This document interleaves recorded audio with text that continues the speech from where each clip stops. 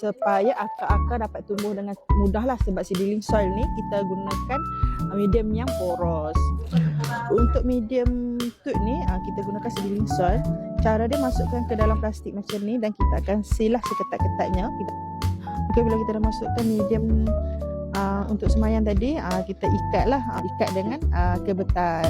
Kita dah dapat bekal macam ni. Okey, kita akan lubangkanlah supaya untuk bahagian yang kita nak masukkan batang pokok tadi.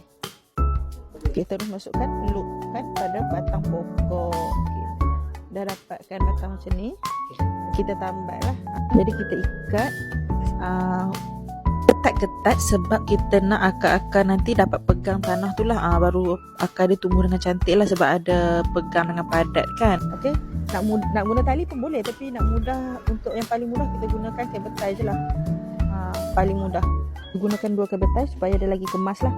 Okey, nampak dah siap lah. Inilah keadaan dia. Nampak dia dah pegang cantik pada dahan yang kita lukakan tadi.